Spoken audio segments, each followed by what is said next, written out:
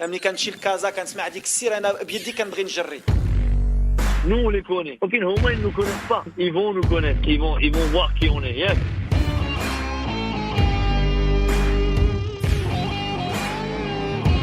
Vous écoutez Radio Ma'arif, le podcast marocain. قدموا واحد المقابله رغم المقابلات كثرت المقابلات الحمد لله قدمنا واحد المقابله. Le podcast foot.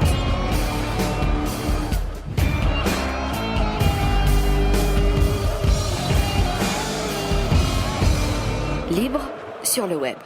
Salut à vous, marhaba bikoum, c'est le podcast foot de Radio Ma'arif. On a aujourd'hui réuni l'équipe historique qui un soir de juin, un soir du Ramadan, si je me rappelle bien, avait démarré cette extraordinaire aventure.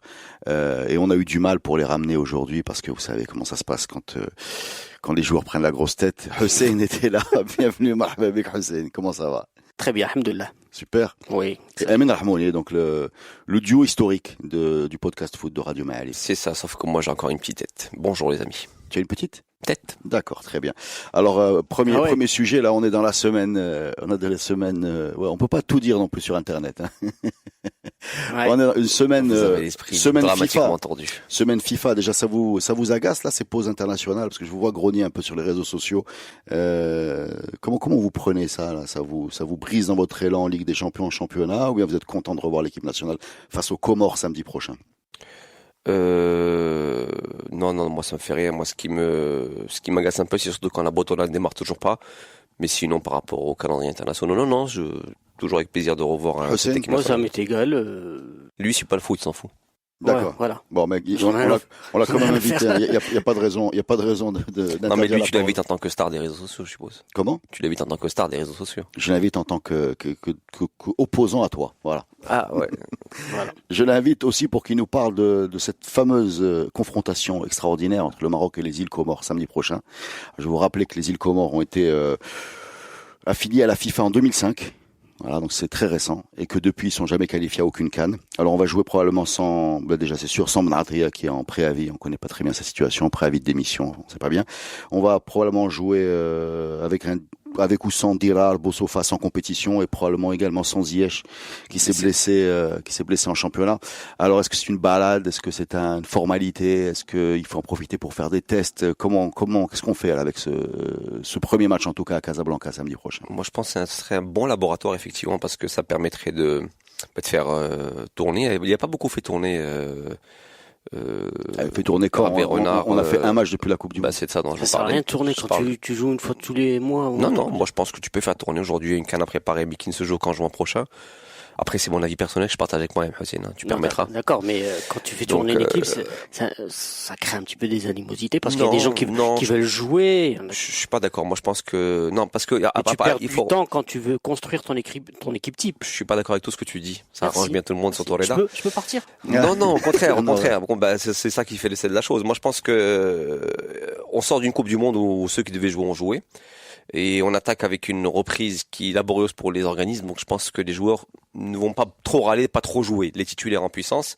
Et puis surtout, je pense que si tu n'utilises pas ces matchs-là comme un laboratoire pour pouvoir faire des tests, pour pouvoir assurer une relève, parce que je pense que c'est de ce dont il sera sujet aujourd'hui, avec des joueurs qui prennent de l'âge, qui vont devoir partir et qu'il va falloir remplacer, c'est pas toujours évident. C'est ces matchs-là dont tu dois te servir. Les Comores, qui, rappelons-le, qu'à force de vouloir faire des tests, tu te retrouves avec un match nul 0-0. Non, je pense pas. Aujourd'hui, honnêtement, oui, avec le Comores, mais voilà, excuse-moi, les Comores ont fait 2-2 contre le Cameroun. Oui, mais bon, après, c'est un Cameroun qui est démotivé, qui logiquement qualifié d'office parce que on sait pas. Logiquement, j'ai bien dit logiquement, voilà. Mais je pense pas qu'ils rentrent sur le terrain en se disant qu'ils sont qualifiés d'office. Je pense qu'ils ont des informations. Ils ont battu le Maroc 1-0, on va quand même le rappeler sur le premier match. Donc moi, je pense pas aujourd'hui. Le Maroc est qualifié d'office. Logiquement, je pense que cette double confrontation contre les Comores devrait être, pour utiliser un terme qu'on aime bien dans le football, une formalité. Donc aujourd'hui, on doit s'en servir comme laboratoire pour essayer de nouveaux joueurs. C'est bien cette fois-ci. On va juste faire une petite digression, rappeler aux musiciens qui est à notre droite et chef d'orchestre que les Comores comptent dans leur sein le cousin de Soprano, la star marseillaise. Qui est comorien aussi. De par le fait. De fait. Tu sais comment ils s'appellent les Comoriens, l'équipe nationale? Nous, c'est les Lions de l'Atlas. C'est dur à dire. C'est la Cante. Comment? Ça se lit, c'est la cante. C'est un poisson. Laissez la cante. Alors laissez la cante se déplace, donc on les reçoit à Casa. Tu parles de faire tourner, tu parles pour moi de quand tu expliques la relève. Pour moi, je pense pas que ni que Hervé Renard ni que personne dans la fédération soit dans une logique qui dépasse celle de juin 2019. C'est une équipe qu'on est en train d'optimiser pour aller chercher ce trophée si c'est possible, ou en tout cas faire bonne figure, retrouver au moins les demi-finales qu'on n'a pas vues depuis 15 ans. Ils sont là-dedans. Hein. Et derrière, ce qui se passe, on verra. Ce qui est évident aujourd'hui, c'est qu'il y a des gens qui éclatent un peu en Europe, comme Hakimi, qui fait un super début de saison, qu'il faut mettre à sa place. Voilà, il faut pas le mettre à l'envers. Mais ça c'était valable déjà en Coupe du Monde. Hein. Oui.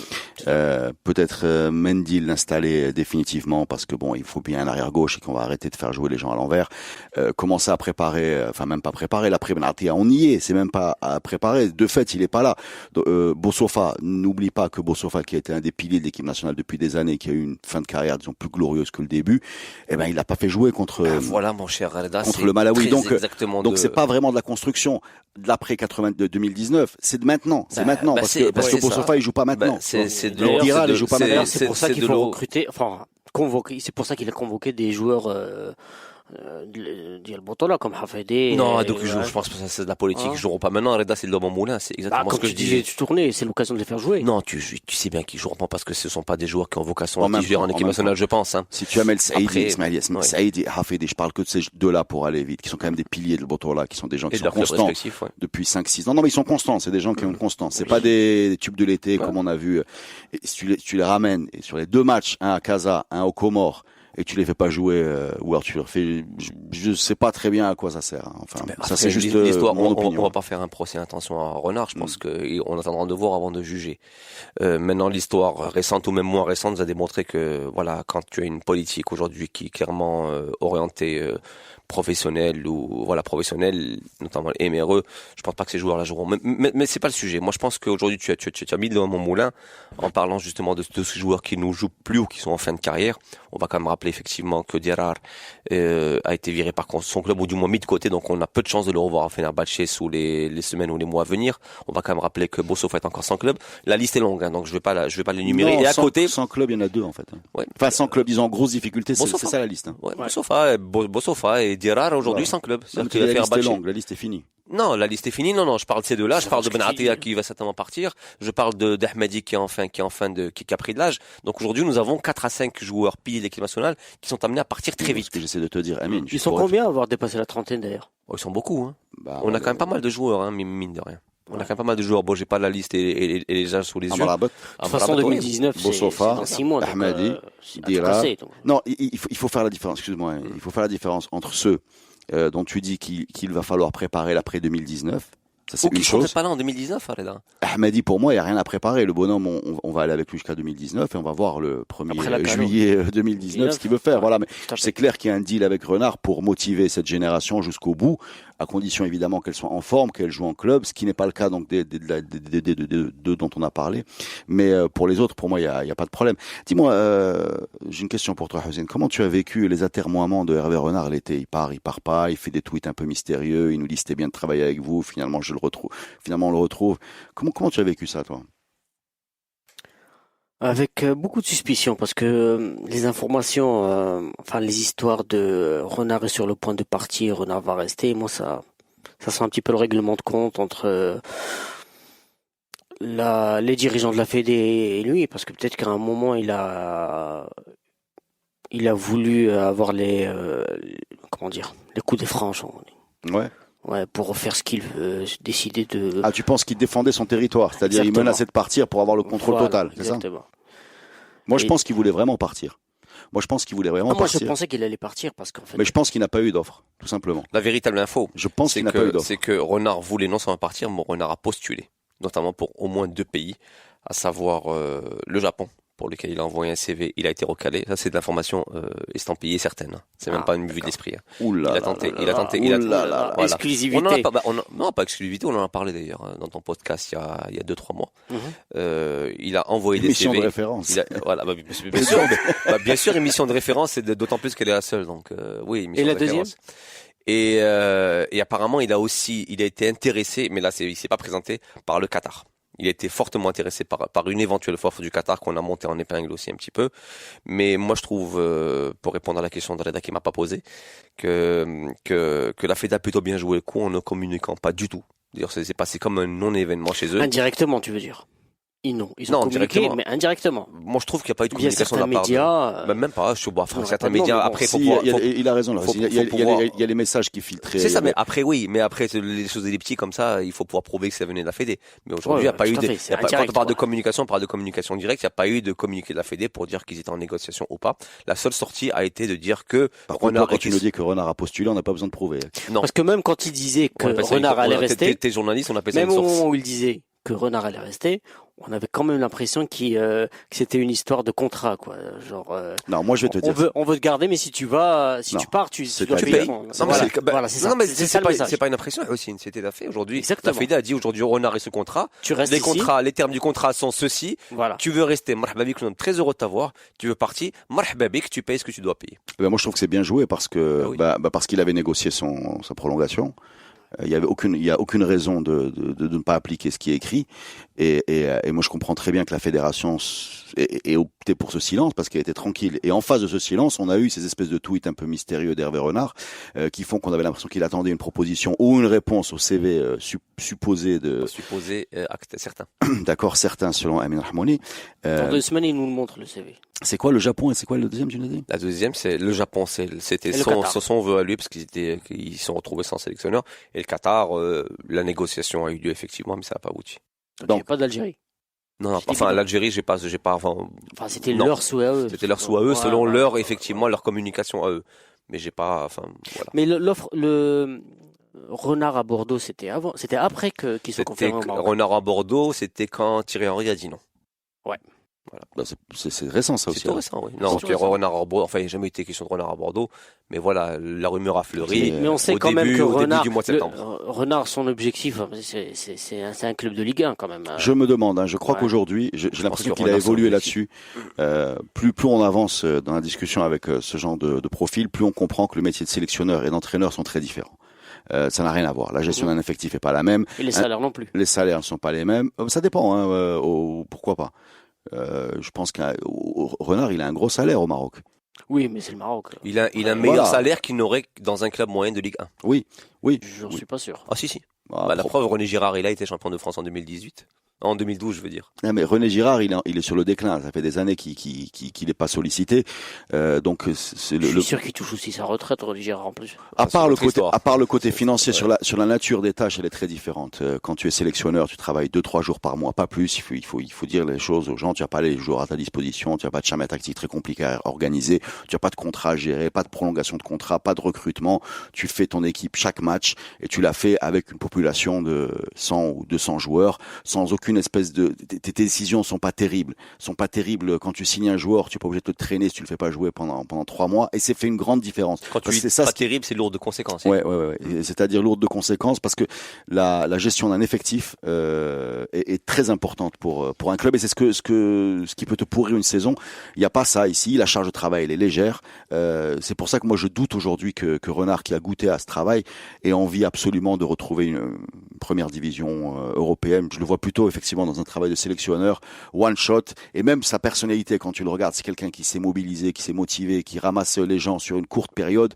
C'est pas un grand tacticien, Hervé Renard. Exactement. D'ailleurs, est-ce qu'il arrivera à refaire avec le Maroc? Oui, moi je pense que oui, parce que c'est ce qu'on a coutume de dire justement que là, ce qui différencie, c'est un sélectionneur d'un entraîneur de club, c'est justement cette psychologie à avoir sur un laps de temps très très court. C'est-à-dire qu'un entraîneur de club, c'est un travail au quotidien, alors que le sélectionneur, sa principale qualité, comme il dit Reda, c'est pas forcément être d'un maître tacticien, parce que t'as pas le temps de l'installer en une semaine, c'est de pouvoir mobiliser en très peu de temps et sur un court instant, un groupe de joueurs. Et ça, c'est peut-être une qualité que certains ont, et qui sont faits pour être sélectionneurs et que d'autres n'ont pas. Et d'ailleurs, au niveau du foot africain, où les équipes se ressemblent dans le sens où elles sont construites sur des expatriés, voilà, où on doute beaucoup de leur investissement. Dès que tu mets l'investissement à un bon niveau, et ben déjà tu as des résultats. Voilà, c'est-à-dire que tu as souvent des équipes sous-motivées. Éliminatoire de la CAN. Voilà. C'est un peu plus relax. Mais après, par contre, pour la Coupe du Monde, c'est autre chose. Ouais. Mais après, on peut aussi postuler que c'est un travail qui est plus compliqué pour certains que pour d'autres, dans le sens où c'est peut-être plus compliqué de motiver un groupe de joueurs africains habitués à un certain professionnalisme dans des clubs que de motiver des joueurs qui sont sous contrat. C'est plus facile de motiver peut-être un groupe, je sais pas moi, ivoirien pour un Hervé Renard que de motiver un groupe de Parisiens pour Tuchel, par exemple. C'est des professionnels, ils sont c'est pas le même métier. C'est pas le même métier du tout. Véritablement rien à voir. Bon, ben, c'est tout pour l'équipe nationale. Vous avez quelque chose à rajouter? Moi, je pense qu'on va gagner la CAN. Non, au-delà de ça, oui. Avant l'équipe nationale à Reda, je pense que même par rapport au groupe qu'on a, je pense que la question va devoir se poser et de manière forte, qui est de savoir aujourd'hui est-ce qu'on peut se permettre d'avoir toujours titulaires à droite, Ndirar qui joue pas dans son club. Ça on l'a dit là, c'est bon ça. Non parce que t'as une montée en puissance des jeunes aujourd'hui qui poussent au portillon. Aujourd'hui on est obligé d'amener chaque fois 3 derrière droit qui sont donc Ndirar, Hakimi et Mzraoui de l'Ajax qui fait une bonne saison et un Mendy qui commence à s'imposer à Schalke. Aujourd'hui, est-ce qu'il est pertinent de continuer à titulariser un Ndirar à droite, sachant qu'il jouera pas? Ouais, mais ça on l'a dit au début, ça, il faut suivre là. Mais tu as parlé de Mzraoui jusqu'à maintenant? Non, voilà. J'ai dit qu'on voulait voir Hakimi. Donc il faut suivre. Ça va pas être Hakimi. Je pense qu'avant Hakimi qui avait 2 bons matchs, c'est ça? Depuis qu'il est titulaire, il a fait de très bons matchs. Chaque fois qu'il a été titulaire, le dernier, mais une passe décisive. Il a fait un gros volume de jeu. Au-delà des performances de Hakimi, s'il avait été aujourd'hui suppléant de Carvajal au Real comme il était l'année dernière, je dirais la même chose que ce que je dis aujourd'hui. Je pense sincèrement qu'il faut que les gens soient à leur poste parce qu'on se prive, enfin on crée 2 problèmes en fait. On pose un joueur, on affaiblit le poste d'arrière gauche parce qu'il est tenu par un droitier donc il n'arrive pas à déborder et qui revient sans arrêt sur son pied droit. C'est ce que fait tout le temps Hakimi, et en même temps que tu te prives de ce joueur-là à sa place. Donc en fait, tu affaiblis 2 côtés avec une seule décision, mais ça n'a rien à voir avec ce qu'il fait cette année. Qu'est-ce qu'on disait? Ah oui, on va la gagner, la CAN. Hussein, il faut que tu te mouilles là. Oui, au Maroc, normalement, oui. Donc pour toi, c'est au Maroc, mais au Cameroun, ça va être compliqué. Bon, on va suivre ce dossier. De toute façon, hein. On fait une pause et on revient. Vous écoutez Radio Ma'arif. C'est reparti sur le podcast foot de Radio Ma'arif avec Hussein et Amin Rahmouni. Et puis là, maintenant, on va parler du Real Madrid. Alors, est-ce que le Real Madrid, alors vous connaissez les chiffres affreux, 4 matchs sans marquer, un nombre de points, un nombre de buts le plus faible depuis 1985, je pense. Botolique un peu, tu vois. Même toute la Liga est un peu. Voilà. C'est quoi? Est-ce que le Real Madrid est en dépression? Parce qu'au-delà des résultats, ce qui se dégage, cette équipe est un peu tristouille. Je sais que tu suis cette équipe de très près, mon ami. Qu'est-ce que tu vois là-dessus? Hussein est en dépression déjà. Non, même pas. Alors c'est Lopetegui, c'est le mercato loupé, c'est une saison de transition, c'est quoi? En fait, tout le monde a sa petite théorie. Là, on a vu le match contre Alaves. Il y a eu une possession de balle, mais pas une domination, c'est-à-dire une grosse possession de balle, genre 60-70%. Mais aucune grosse domination, si tu veux. Possession de balle à Espagne-Russie, quoi. Une possession de balle un peu stérile. Des passes latérales. À 60 mètres du but. Tout ce que vous avez stigmatisé à l'époque du Grand Barça. Vous êtes devenu votre ennemi, quoi. C'est ça. Non, mais le Grand Barça, vous jouez à contre nature, là. Un peu, ouais, c'est ça, c'est vrai. Sauf qu'on n'a pas on n'avait pas les mêmes mécanismes. Il y avait pas ces combinaisons qui faisaient qu'on pouvait marquer à la fin. On a Benzema qui 5 matchs, 5 buts, aucun tir cadré. Il est déconnecté parce que. Qu'est-ce qui va pas chez Benzema? Je pensais que le départ de Ronaldo peut-être. Benzema n'est pas un attaquant de pointe. Il est c'est aussi simple que ça. Il est attaquant, je sais pas quoi. Il fait c'est un quelqu'un qui le Cristiano Mchao d'abord. Il est orphelin. Il est orphelin, mais un petit peu. Et Lopetegui là-dedans, après avoir plombé le mondial de l'Espagne, est-ce qu'il va plomber la saison du Real? C'est peut-être pas sa faute en fait. Ah fait, ce qui se dit aujourd'hui, c'est que sa place n'est pas remise en question pour l'instant. C'est très mauvais signe, ça, quand on dit ça. Ouais, c'est très mauvais signe. D'ailleurs, un autre mauvais signe, c'est les capitaines d'équipe qui le soutiennent. C'est très mauvais signe. Et hier soir, on a entendu. Pérez a pas dit, il a toute ma confiance. Non, il a pas encore dit. Non, il a pas encore dit ça. Ah là, ça va être à 24 heures. À 24 heures. Même pas, c'est 2-3 heures là. Au Real, c'est 2-3 heures. Et Est-ce que pour toi, ils auraient dû Ils auraient dû remplacer Ronaldo au moins pour affirmer leur présence ou leur puissance. Alors Mbappé, c'est pas possible. Neymar, c'est pas possible. Mais pourquoi pas Hazard? Pourquoi pas Lewandowski? Pourquoi pas Icardi? Il y a quand même des numéros 9, sûrement pas au niveau de Ronaldo qui est à un niveau sans doute irremplaçable. Mais est-ce qu'il fallait pas au moins pour dire on est là, on est ambitieux et quelqu'un a quelque chose à prouver? Voilà, là, Mariano, est-ce qu'ils n'ont pas loupé leur mercato en fait, tout simplement? Définitivement. Je pense que pour faire une synthèse de tout ce qui a été dit, je pense que c'est la conjonction quand même. Ce qui arrive au Real, c'est la conjonction de plusieurs facteurs. Certains dont on a parlé, effectivement, un mercato complètement raté, pas mal de petites choses, mais dont la principale pour moi, c'est qu'on n'a pas mesuré l'impact du départ d'un Ronaldo. Et ça, je trouve quand même qu'on n'a pas beaucoup insisté là-dessus, parce que Ronaldo, quand tu suis un peu sa carrière au Real, ça a été quand même un monsieur qui marquait beaucoup. Certes, c'est un monsieur qui est clivant, Hussein.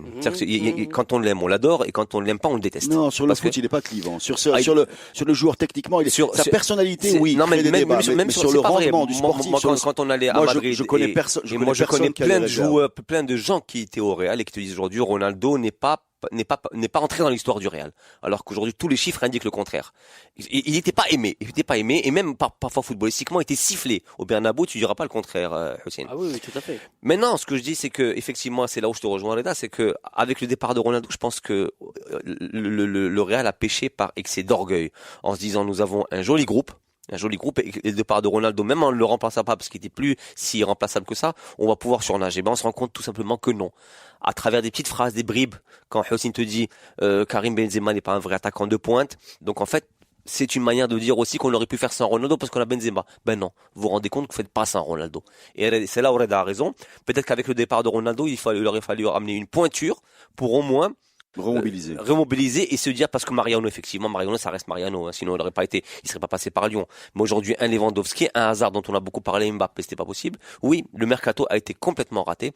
Après aussi, on peut reparler aussi il y a un terme. On peut aussi laisser Racine te répondre, ce serait bien. Oui, mais je finis. C'est la décompression, c'est ça? C'est ça le terme décompression. C'est qu'après 4 ans où tu gagnes quasiment tout, notamment 3 Ligues des Champions, c'est peut-être plus difficile de remobiliser avec le départ de Zidane et le départ des joueurs cadres. Ouais, mais ce qui se dit aujourd'hui, c'est que le mercato, pour le mercato, Florentino Pérez avait décidé de ne pas recruter Hazard au prix demandé, c'est-à-dire 200 millions.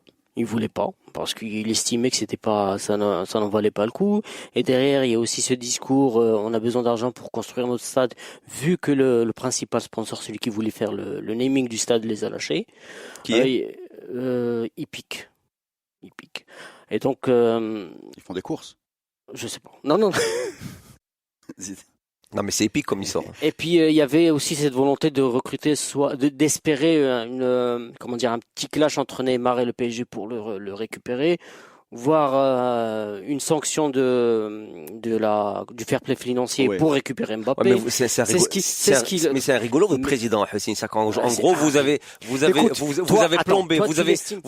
T'estimes qu'il est rigolo. Vous avez plombé le sportif. Vous avez plombé le sportif avec beaucoup de si. Des paris. Avec des paris, effectivement, qui n'ont pas. Toi, tu l'estimes rigolo. Qu'est-ce qu'il fait, lui? Des paris sur Paris. Toi, tu le traites de rigolo. Des paris sur Paris. Dans une assemblée générale, qu'est-ce qu'il fait, lui? Il s'assied et devant lui, il met ses 4 coupes, Ligue des Champions. Entre toi et lui.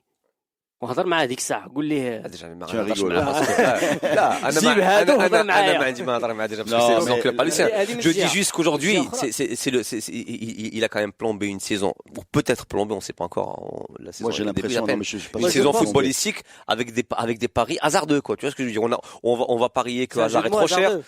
Non, même pas, mais ça aurait pu. Hazard est trop cher, on va parier que Neymar ira au clash avec, on va parier que Ronaldo n'était pas financièrement indispensable, on va parier que Benzema est le vrai avant-centre qu'il aurait dû être quand on l'a ramené de Lyon. C'est ce qui ressort de Madrid. En fait, ce qui se dit aussi, c'est que il a pas voulu recruter parce qu'il espère toujours Neymar et Mbappé l'année prochaine. Les deux. Ah oui, l'année prochaine, il espère il mise un petit peu quand même sur une plantade encore une plantade du PSG en huitième de finale. Entre nous, c'est possible. c'est fort possible. Possible. Donc Neymar qui possible. Neymar qui s'agace et qui s'en va, ça c'est fort possible. Après, il y a aussi. Mais il y a quelque chose. Là, moi, je suis pas d'accord avec toi quand tu dis c'est des joueurs qui étaient. Zidane, il les a mobilisés sur la dernière année sur la Ligue des Champions. Il n'a pas réussi à les mobiliser sur la Liga. Et encore moins sur la Coupe. C'était une des raisons de son départ. Oui. Et d'ailleurs, il a eu une réunion avec Florentino Pérez où il me semble, enfin, les gens ont deviné que Florentino Pérez lui a dit. Je vais pas recruter cette année, donc je vais pas renouveler l'effectif. Donc c'est-à-dire qu'il est arrivé au bout d'un système avec cet effectif. Il les a protégés parce qu'il a pas recruté en disant on continue avec vous. Je vous mets aucune concurrence. On a un Zidane ou Florentino Pérez. Non, Zidane voulait protéger son groupe. Hein. Il voulait ramener un gardien, etc. Il dit non, on touche pas à ces gars-là. Ces gars-là, on en a enchaîné 2 Ligues des Champions. On va ramener la 3e, mais ne nous met personne dans les pattes. Laisse-nous bosser. Voilà. Il gagne évidemment, pour les supporters, ils gagnent parce qu'ils gagnent la 3e Ligue des Champions. Sur la Coupe, ça se passe pas bien. Sur la Liga, ça se passe pas bien, mais il gagne son pari. Et là, il sait qu'il est arrivé à la limite avec eux. Donc, il sait que Ronaldo va partir.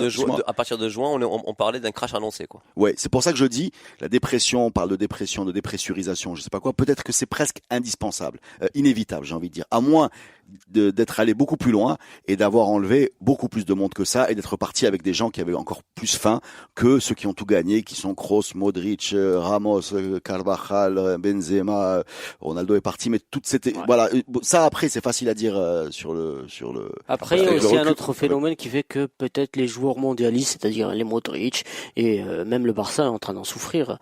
Peut-être c'est une théorie, peut-être que tous les joueurs qui ont joué la Coupe du monde sont mauvais alors ça sur cette théorie j'ai beaucoup réfléchi, enfin j'ai en tout cas regardé. Modric il est il y a des gens qui disent Modric il est out parce qu'il s'est cramé pendant la Coupe du Monde. Effectivement il a porté la Croatie. Bon, Hazard est en pleine forme. Je regarde Chelsea, il fait sa meilleure saison avec Paris, effectivement. Il fait un début de saison extraordinaire. Lui, après, il n'a pas été touché par la dépression. 200 millions sur Hazard, c'était pas trop cher. 200 millions sur Hazard. Prendre Hazard. Oui. À 200 millions. Vu les prix aujourd'hui. Le prix de Dembélé, par exemple. Dembélé ou même de Coutinho. Après, on peut aussi. C'est pas scandaleux de ça. On peut postuler que. Après, on peut postuler. Moi, je suis d'accord avec lui. Non, attends, ce que le Real reproche, c'est-à-dire que Chelsea, elle est tranquille, elle n'a pas besoin d'argent. Ok. Tu veux Hazard, c'est 200 millions. Il n'y a pas de problème. Jusque-là, c'est logique. Ce que le Real, là où le Real se met dans une position, se met dans la position suivante. Nous, on est le Real Madrid, tu vois. On a enchaîné les Ligues des Champions, on est le plus grand club de la Voie lactée. Tu as vraiment envie de venir chez nous. Fais la pression sur ton club pour descendre cette clause. Grogne un peu l'entraînement, mais comme font beaucoup de joueurs. Qu'il a pas fait. Ouais. Du tout. Ouais. C'est pas du tout Hazard. Hazard, il est pas du tout dans cet état d'esprit. Donc ça veut dire que tu es pas si motivé que ça. Tu nous as pas vraiment aidé à aller à un début de clash avec ton club. Donc tu n'as pas tellement envie de venir que ça. Donc on va attendre un petit peu Mbappé ou qui est plus jeune ou Neymar qui a certainement plus de potentiel aujourd'hui plutôt que d'aller sur toi puis que tu n'as pas secoué la maison bleue pour venir. Moi j'y crois moyen. Moi je pense que non. Oui, ça tient, ça c'est possible, mais moi j'y crois moyen. On peut aussi postuler que et ça c'est une piste qu'on n'a pas creusée, que le Real est dans une phase de transition où ils vont notamment qui est marqué par l'arrivée de Vinicius qui est amené à être incorporé petit à petit et qui pourrait être la star parce qu'apparemment on parle d'un phénomène qui pourrait être la star à venir de cette fin d'année ou de l'année prochaine. On peut postuler qu'après 3 titres de Ligue des Champions d'affilée que le Real se plonge dans une année de transition tranquillement pour reformer un effectif. C'est possible d'avoir une année de transition. Pourquoi le Real a toujours gagné tous les ans quelque chose? Non, mais voilà. c'est pas faute de le vouloir. Tu vois, donc, après, tu peux postuler qu'aujourd'hui, avec il y a aussi des petits signes qui prouvent un petit peu que le président était dans sa philosophie, c'était une sborohadlam, quoi. L'année de transition dont je te parle. Ouais, c'est ça. Alors, parce que Lopetegui avait demandé l'attaquant de Valence, qui coûtait 140 à 150 millions, et Florentino lui a dit non. Eh ben la bonne nouvelle pour le Real, c'est que le Barça ne va pas mieux, ce qui permet voilà, mais sérieusement, la crise aurait été beaucoup plus aiguë aujourd'hui. Je pense que Lopetegui aurait été sur le marché de l'emploi. Non, mais c'est vrai, si le Barça avait fait une excellente saison, c'est-à-dire aujourd'hui le leader s'appelle Séville, 16 points, derrière Barça 15 points, Atlético Madrid 15 points, Alaves 14 points, Real Madrid 14. Donc rien n'est perdu. Malgré ce début de saison un peu bizarre, parce que le Barça ne va pas mieux. Voilà.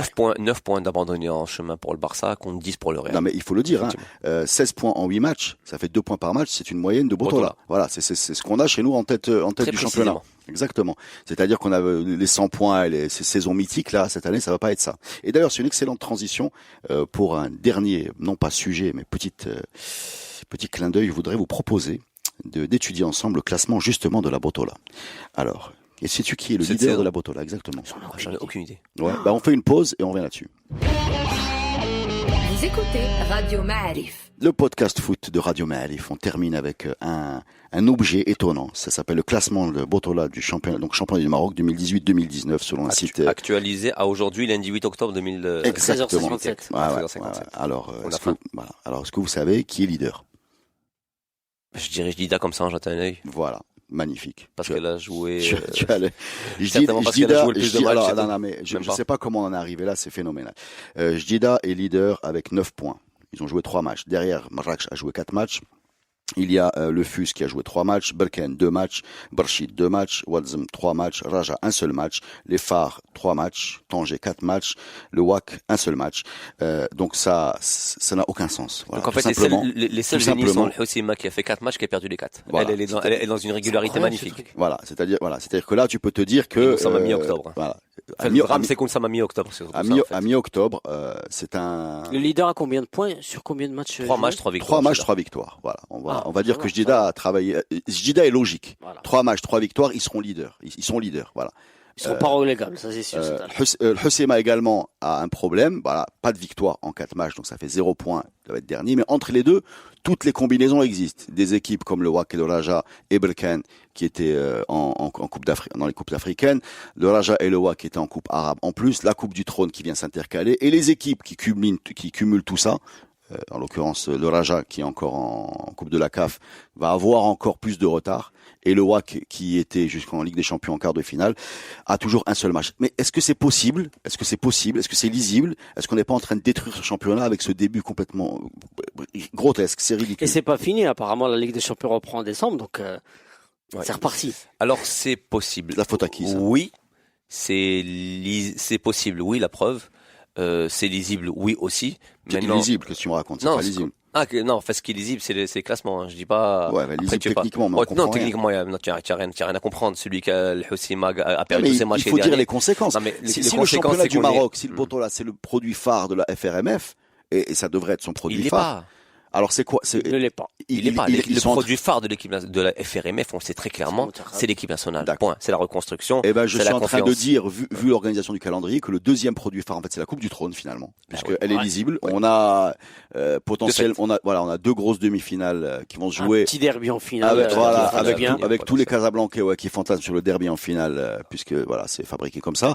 Finalement, il est là le produit phare. Mais sauf que le produit phare, mon ami, il a un problème, c'est qu'il se termine dans un mois. Ouais. Donc dans un mois, c'est terminé. En fait, c'est-à-dire qu'il va falloir, le temps que les gens jouent leur match en retard, il va falloir attendre février ou janvier pour pouvoir avoir un championnat qui ressemble à la réalité des équipes. Ou alors on va faire la Fédé va faire ce qu'elle fait depuis toujours, c'est le pompier, c'est-à-dire qu'on va déjà évacuer le second produit phare qui est la Coupe du Trône et ensuite à partir du 18 novembre, donc date logiquement de la fin de la Coupe du Trône, on va s'attaquer à la Botola, voir en sorte au niveau des calendriers qui est disponible et qui n'est pas disponible.